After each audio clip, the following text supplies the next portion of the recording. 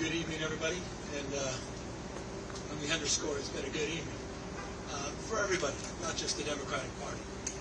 But what a night for the Democratic Party. A party that is in its ascendancy. A party that's on its toes, no longer on its heels. From coast to coast, sea to shining sea. But it was not just a victory tonight for the Democratic Party, it was a victory for the United States of America, for the people of this country, the principles that our founding fathers lived and died for. And so we're proud. We're proud here in California to be part of this narrative this evening. We're proud of the work that the people of the state of California did tonight to send a powerful message to an historic president. Donald Trump is an historic president. He is the most historically unpopular president in modern history. In every critical category, Donald Trump is underwater. He promised to make us healthier. He promised to make us wealthier. We're sicker and poorer. And he fundamentally understands that. Why else would he call Greg Abbott saying he's entitled to 5 seats? Why else is he trying to rig the midterm elections before one single vote is even cast? He understands his position at this moment in the United States of America. One thing he never counted on, though, was the state of California.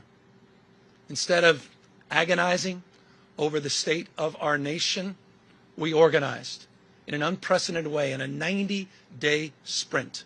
People from all over the United States of America contributed their voices and their support for this initiative. We stood tall and we stood firm in response to Donald Trump's recklessness. And tonight, after poking the bear, this bear roared with an unprecedented turnout in a special election with an extraordinary result. None of us, however, are naive. This is a pattern. This is a practice. Donald Trump's efforts to rig the midterm election continue to this day. And I'll reinforce that in just a moment. You're seeing him take action all across this country, not just in Texas. You saw what they were successfully able to do in Missouri, what they did in North Carolina, what they're trying to do in Indiana, and inevitably in Florida. They are not screwing around. In June of this year, we saw 4,000 National Guard federalized in the state of California. We saw 700 active duty Marines not sent overseas, but sent to the second largest city in the United States of America to militarize our streets. We said in June this was a preview of things to come.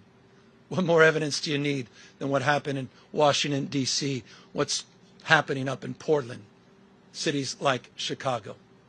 When we kicked off this campaign just 90 or so days ago in Little Tokyo, in Southern California, in L.A., at the Democracy Center, Donald Trump sent Greg Bovino. He sent his private police force that increasingly appears to have taken an oath of office to Donald Trump, not to the Constitution of the United States. He sent them to our kickoff rally to chill free expression, to chill free speech, to intimidate people from participating. Just today, in Los Angeles, Donald Trump called up the Border Patrol, sent them to Dodger Stadium, and threw a fastball at free speech, right at the head, free expression, to suppress the vote in America's second largest city. Just did that today.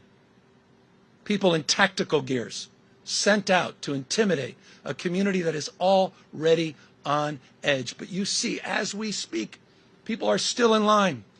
People waiting up 3 hours to cast their vote, to send a message to Donald Trump.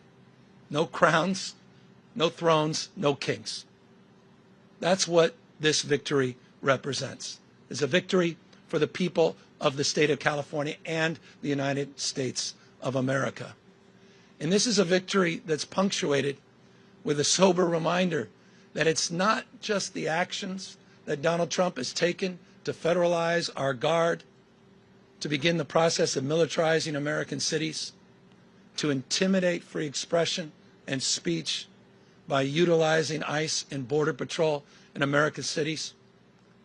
But he also announced today, right when polls were opening, that this election was rigged. That this election was rigged. Of course, those are familiar words.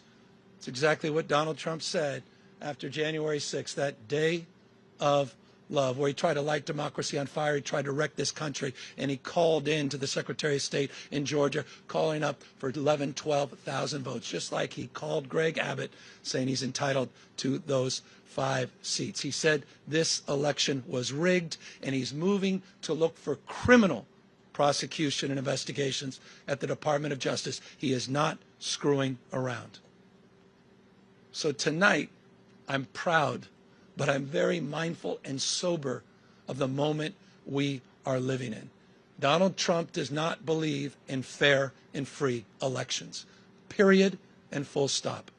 This is not complicated, and it's self-evident to anyone paying attention. You start to stack up all of these actions that continue to this moment and will continue in moments to come. If you think I'm exaggerating, consider his announcement just a few weeks ago to send rapid response teams all across the United States, in all 50 states, tens of thousands of members of the military prepared for urban deployment. A preview of things to come. But back to this state.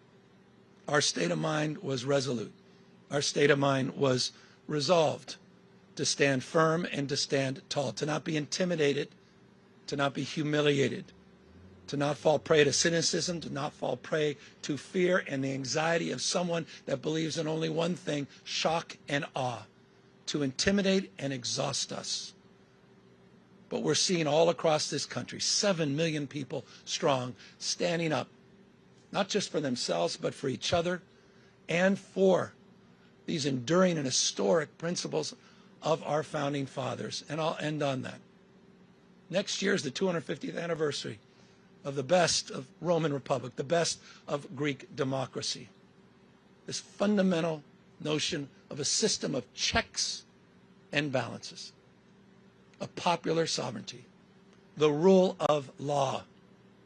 Mr. President, the rule of law, not the rule of dawn. And I hope it's dawning on people. The sobriety of this moment, what's at stake. Tonight, as I said, is an extraordinary moment for our party, but again, it's an extraordinary moment affirming those principles. Our founding fathers did not live and die to see the kind of vandalism to this republic and our democracy that Donald Trump is trying to perpetuate. And so my call tonight, in the spirit of Whitman, who talked about the powerful play, goes on. We all must contribute a verse. And so we need the state of Virginia.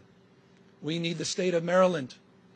We need our friends in New York, in Illinois, in Colorado. We need to see other states with the remarkable leaders that have been doing remarkable things meet this moment head on as well, to recognize what we're up against in 2026.